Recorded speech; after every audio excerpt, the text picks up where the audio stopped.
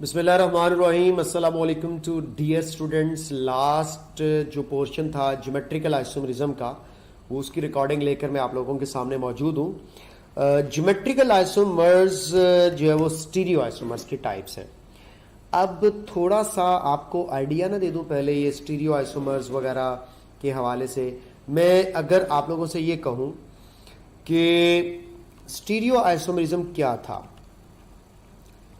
Stereo isomerism, सबसे पहले तो आप लोगों ने याद रख लेना है कि स्टीरियो आइसोमर्स जो है दो कैटेगरीज में शामिल किए जाते हैं, एक ज्योमेट्रिकल आइसोमर्स के अंदर और दूसरा ऑप्टिकल आइसोमर्स के अंदर।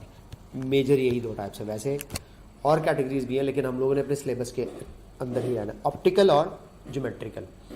ये जो ज्योमेट्रिकल आइसोमर्स होते हैं इनको बाज दफा कॉन्फिगरेशनल आइसोमर्स भी कहते हैं। Configurational isomers, configurational isomers, configurational isomers भी कहते हैं। अब होता क्या है, अगर रेस्ट्रिक्टेड रोटेशन हो अराउंड ए डबल बॉन्ड तो वो ज्योमेट्रिकल आइसोमर्स कहलाते हैं। देखिए ऐसे आइसोमर्स जिनमें रेस्ट्रिक्टेड रोटेशन होती है, रेस्ट्रिक्टेड बॉन्ड रोटेशन, तो रेस्ट्रिक्टेड बॉन्ड रोटेशन के साथ होते हैं ये हमारे पास ज्योमेट्रिकल। और अगर नो लिख दो, नो रेस्ट्रिक्टेड बॉन्ड रोटेशन, या लिख दिया जाए फ्री रोटेशन, ठीक है, तो फिर कहलाते हैं ऑप्टिकल। ज्योमेट्रिकल में रेस्ट्रिक्टेड बॉन्ड रोटेशन होगी, अभी मैं बता दूंगा कि इसके लिए क्या क्या कंडीशंस रिक्वायर्ड है। उसके बाद ऑप्टिकल में ऐसी कोई रेस्ट्रिक्टेड बॉन्ड रोटेशन वाली कंडीशन नहीं होती। अगली बात, ऑप्टिकल में हमारे पास काफी ज्यादा कैटेगरीज होती हैं जिसमें आप लोगों को बताया जाएगा कि कायरल सेंटर्स मौजूद हो तो हमारे पास क्या क्या कहलाते हैं। तो बेटा उसके अंदर एनेंशियोमर्स आएंगे। एनेंशियोमर्स कि जो आइसोमर्स एक दूसरे के मिरर इमेजेस होते हैं। एनेंशियोमर्स जिनमें आपको जाके अल्काइल हैलाइड्स में डिटेल में बताऊंगा, अभी यहाँ पे कोई डिटेल डिस्कस एज सच नहीं करूंगा। उसके अलावा हम लोग जो है वो डायस्टीरियोमर्स के बारे में पढ़ेंगे जो एनेंशियोमर्स नहीं होते, डायस्टीरियोमर्स। तो ये डायस्टीरियोमर्स और एनेंशियोमर्स जो है वो ऑप्टिकल आइसोमर्स के टाइप्स है। ये जब आएंगे तब आपको थोड़ा सा डिटेल में इसके बारे में बता दूंगा। अभी क्योंकि हम लोग यूएचएस के सिलेबस में क्लियरली पढ़ के आए हैं कि ज्योमेट्रिकल आइसोमर्स की डिटेल पढ़नी है, जिनको कॉन्फिगरेशनल आइसोमर्स भी कहते हैं, जिनके अंदर रिस्ट्रिक्टेड बॉन्ड रोटेशन होती है। और ये बॉन्ड रोटेशन रिस्ट्रिक्टेड कहाँ पे होती है इसके बारे में मैं आपको बता दूं। सबसे पहले ज्योमेट्रिकल आइसोमर्स की आपने कंडीशंस याद रख लेनी है। कंडीशंस ये बड़ी जरूरी है। कंडीशंस में सबसे पहली कंडीशन तो आपको लिखी हुई नजर आ रही होगी, रेस्ट्रिक्टेड रोटेशन। और बेटे याद रख लीजिए हमेशा सिंगल बॉन्ड के गिर्द फ्री रोटेशन होती है, डबल बॉन्ड के गिर्द जो रेस्ट्रिक्टेड रोटेशन होती है। मैं आपको समझाता हूँ रेस्ट्रिक्टेड रोटेशन, और याद रख लीजिएगा restricted rotation is around double bond होती है, अराउंड डबल बॉन्ड होती है। ये देखो सिंगल बॉन्ड जो है, सिग्मा बॉन्ड जो है लीनियर ओवरलैप से बना होता है। ये मेरे दाएं हाथ वाला कार्बन, ये मेरे बाएं हाथ वाला कार्बन, इनके जो ग्रुप्स है ना, इस कार्बन का मन किया ये तुम लोगों की तरफ रोटेट करे, इसका मन किया ये तुम लोगों से ऑपोजिट साइड पर रोटेट करे। तो ये देखो, ये आप लोग इस वक्त देख सकते हो हर कार्बन अपनी मन मौजी कर रहा है और फ्री रोटेट हो रहा है, ट्विस्टिंग हो रही है। ये आप लोगों के सामने मॉलिक्यूल्स की फ्री रोटेशन मैंने बता दी। तो सिंगल बॉन्ड के गिर्द फ्री रोटेशन मुमकिन है क्योंकि ये लीनियर ओवरलैपिंग से बनता है। अब आगे डबल बॉन्ड, पैरेलल ओवरलैप करके पाई बॉन्ड बनता है। डबल बॉन्ड आप लोगों के सामने मैंने बना दिया। ये जो इस वक्त आप लोगों के सामने मैंने डबल बॉन्ड बनाया, एक बहुत बड़ी इंडिकेशन है कि अब इस कार्बन का मन किया मैं तुम लोगों की तरफ आऊं, लेकिन साथ वाले ने कहा तुम्हारे और मेरे दरमियान डबल रिश्ता बन चुका है, अब तुम अकेली नहीं जाओगी, मैं भी तुम्हारे साथ जाऊंगा। वो कहती चलो आओ चले, चलो चले, चलो चले, वापस वापस वापस वापस, चलो चले, चलो चले, वापस वापस वापस वापस। तो जब डबल बॉन्ड बन चुके होते हैं तो रेस्ट्रिक्टेड रोटेशन हो चुकी होती है। रेस्ट्रिक्टेड रोटेशन का मतलब ये होता है कि अब ये कार्बन अपनी मर्जी से इधर नहीं आ सकता, ये कार्बन अपनी मर्जी से इधर नहीं आ सकता। इन कार्बन एटम्स की मर्जी डबल बॉन्ड के आने पर खत्म हो जाती है, फिर ये इकट्ठे ही मूव करेंगे। यानी कि देखिए पूरा मॉलिक्यूल इकट्ठा ही मूव कर रहा होगा। ये नहीं है कि ये कार्बन अलग से ट्विस्ट हो जाए, ये कार्बन अलग से ट्विस्ट हो जाए। तो ऐसी मूवमेंट जब इकट्ठी मॉलिक्यूल की होगी तो जो ग्रुप जहां पे लगा होगा वहीं पे लगा रहेगा। अगर सिंगल बॉन्ड होता है तो आपको पता है वो फ्री रोटेशन हो जाती है। थोड़ी देर पहले ये थंब ऊपर था, फ्री रोटेशन होकर कि ये चीची ऊपर आ जाएगी, ठीक है, अंगूठा नीचे और चीची ऊपर। तो बेटा अगर डबल बॉन्ड बन जाएगा तो डबल बॉन्ड बनने पर ये चीची ऊपर की ऊपर ही रहेगी। जब तक बॉन्ड तोड़ोगे नहीं तब तक ये चीची नीचे नहीं आ सकती। तो इसको कहते हैं रेस्ट्रिक्टेड रोटेशन, और ये अराउंड डबल बॉन्ड होती है। नंबर 1 कंडीशन समझ आ गई होगी। Number 2, carbon must have two different atoms या groups. A carbon must have two different atoms or groups. Different atoms or groups. एक कार्बन के पास डिफरेंट एटम्स या ग्रुप्स होने चाहिए। ठीक है, क्या मतलब? ये देखो, ये डबल बॉन्ड बनाए हुए कार्बन एटम्स के, मैं एक पे टिक लगा दूंगा, एक पे क्रॉस लगा दूंगा। यहाँ पे हाइड्रोजन लगा दें, हाइड्रोजन लगा दें, इधर क्लोरीन लगा दें, क्लोरीन लगा दें। ये कार्बन के साथ दो एक जैसे एटम्स लगे, ये कभी भी सिस ट्रांस नहीं शो कर सकता। आप देखो कौन कर सकता है? Chlorine, hydrogen, chlorine, hydrogen. देखिए एक कार्बन के साथ दो डिफरेंट लगने चाहिए। तीसरी कंडीशन भी बड़ी इंपॉर्टेंट है कि जो साथ साथ जुड़े हुए एडजेसेंट कार्बन है, दे मस्ट हैव सिमिलर या सेम ग्रुप्स। तो ये भी एक शर्त है। Adjacent carbons, adjacent carbons must have same or similar groups। अब ये सेम और सिमिलर ग्रुप्स का क्या चक्कर है, इसको भी आपको पिक्चर के साथ थोड़ा सा जो है वो शो करता हूं। एक यार न्यू स्लाइड चाहिए होगी, बल्कि 2 न्यू स्लाइड्स चाहिए होंगी। तो अगर आप लोगों की इजाजत हो तो मैं यहाँ पे न्यू स्लाइड ऐड कर देता हूँ। एक कर दी, दूसरी भी कर दी, पहली को ओपन किया और here comes the new slide. Okay, अब देखें कि कार्बन डबल बॉन्ड कार्बन, तीसरी कंडीशन को आपके साथ शेयर करने लगा। तो मैं यहाँ पे लगा देता हूँ आप लोगों के सामने एक चिड़िया। वैसे मैंने बच्चों को जिस एग्जाम्पल से सिखाया था उसी से सिखा देता हूँ। चिड़िया लगा दिया, इधर हाथी लगा दिया, ठीक है, इधर मैंने खोता लगा दिया, और इधर आप लोगों में से किसी को लगा देता हूं। श्योर, किसको लगाऊं?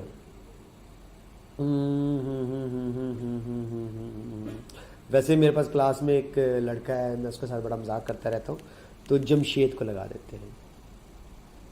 ठीक है जी। तो वैसे क्लास में भी मैंने एग्जांपल दी थी, आप लोगों को भी दे देता हूं। अब आप लोग देखें कि एडजेसेंट कार्बन एटम्स के साथ एक चिड़िया, एक हाथी, एक खोता और एक जमशेद। नो डाउट क्लास में लड़कों ने कहा कि सर जमशेद के साथ खोते को खड़ा करना खोते की तौहीन है। हरगिज ऐसा नहीं है। बट देखिए दोनों दो डिफरेंट चीजें हैं। हाँ, सेम हो सकती है अगर वाकई इंसान खोते से भी गया गुजरा हो, लेकिन आप लोगों के सामने ये बिल्कुल डिफरेंट चीजें हैं। ठीक है, तो मैं अगर आप लोगों के सामने ये डिफरेंट बता रहा हूं तो बेटा ये कंडीशंस को फुलफिल नहीं कर रहा। क्या मतलब? मिलते जुलते लगा दिए जाएं तो फिर काम चलेगा। नहीं जी, इधर हाथी लगा हुआ है तो इधर गैंडा लगा दिया जाए। ठीक है जी, मुकाबला है हाथी और गैंडे का बिल्कुल। इसी तरह यहां पे अगर चिड़िया लगाई है तो यहां पे मैं तोता लगा देता हूं। अब देखें, तोता और चिड़िया परिंदे एक जैसे हैं, गैंडा और हाथी जुस्से में जानवर हैं। अब इस वक्त गैंडे हाथी एक तरफ है, चिड़िया तोता एक तरफ है, तो ये हमारे पास क्या हो सकता था? अब यहां पे आप मुझे बताओ, आप खोते को ऊपर और चिड़िया को नीचे करके कैसे कंपैरिजन कर सकते हो कि हैवियर एक तरफ या लाइटर एक तरफ? ठीक है, मिलते जुलते एटम्स या ग्रुप्स होने चाहिए एडजेसेंट कार्बन एटम्स के साथ। ये सिस कैसे बनेगा कि आप लोग यहां पर देखो तो परिंदे एक तरफ और बड़े बड़े मोटे मोटे जानवर एक तरफ। इसका ट्रांस कैसे बनाओ? ये देखो, इसका ट्रांस बनाने लगा। तोता ऊपर ले जाओ और चिड़िया इधर ही रहने दो। ये ऊपर हाथी साहब भी मौजूद हैं और ये इधर गैंडा आ गया। अब आप लोग देखो कि आपको तोता और चिड़िया ऑपोजिट डायरेक्शन में नजर आ रहे हैं, गैंडा और हाथी भी ऑपोजिट डायरेक्शन में नजर है, पहले सेम साइड पर थे, अब ऑपोजिट साइड पर चले गए इस डबल बॉन्ड की। तो जब ऑपोजिट साइड पर एक जैसे ग्रुप्स होते हैं तो वो क्या होता है, ट्रांस। जब सेम साइड पर एक जैसे ग्रुप्स होते हैं तो वो क्या होता है, सिस। उम्मीद है आपको बात समझ आ गई होगी। अब मैं आप लोगों के साथ एग्जाम्पल्स तय करता हूँ। अब ज़रा देखिएगा, कुछ थोड़े से एटम्स वाले एग्जाम्पल्स भी शेयर हो जाएं। एक लगा देते हैं कार्बोक्सिलिक ग्रुप, एक लगा देते हैं मिथाइल ग्रुप, एक लगा देते हैं हम लोग यहाँ पे क्लोरीन, और एक लगा देते हैं साइनाइड। अब इनके अंदर देखें तो आप लोगों को चारों ग्रुप से बिल्कुल डिफरेंट अजीबो गरीब किस्म के नजर आ रहे हैं, इनके अंदर कोई सिमिलैरिटी नहीं है। तो मैं कहूँगा इसके लिए ज़रा डिफिकल्ट हो जाएगा सिस ट्रांस को आइडेंटिफाई करना। तो 3 कंडीशंस बोली थी आपके सामने। Restricted rotation, carbon must have two different and adjacent must have same और सिमिलर। अब बच्चे कहते हैं सर थोड़ा सा सिमिलर की तरफ चले, तो मैं एग्जांपल्स आप लोगों के साथ अभी शेयर कर देता हूं। आइए जरा 1 बाय 1 करके कुछ एग्जांपल्स शेयर हो जाएं।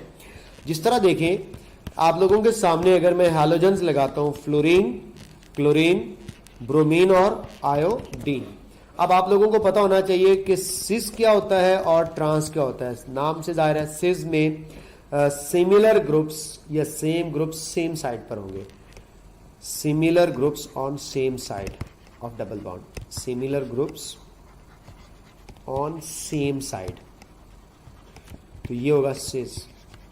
इधर हम लोग क्या कहेंगे कि डिसिमिलर ग्रुप्स या similar groups on opposite sides, ऐसे भी कह सकते हैं आप। सिमिलर ग्रुप्स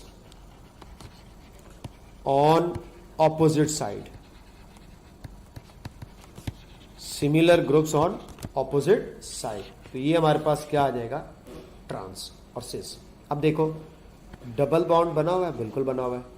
ये फ्लोरीन 19 मैस के साथ है, क्लोरीन 35.5 मैस के साथ है। इसका तकरीबन यूँ समझ लो कोई 81 के करीब है, इसका 127 के करीब मैस है। तो हम लोगों ने क्या किया, लाइटर हैलोजेंस एक तरफ कर दिए, हैवियर हैलोजेंस एक तरफ कर दिए। एक जैसे है ना हैलोजन, सेम कैटेगरी के हैं, ये कहलाएगा इसका सिस।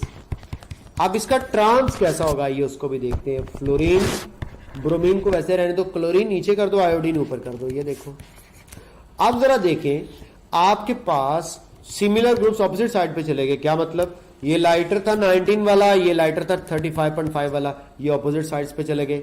इधर देखो 127 वाला हैवियर और 81 वाला हैवियर भी ऑपोजिट साइड्स पे चले गए।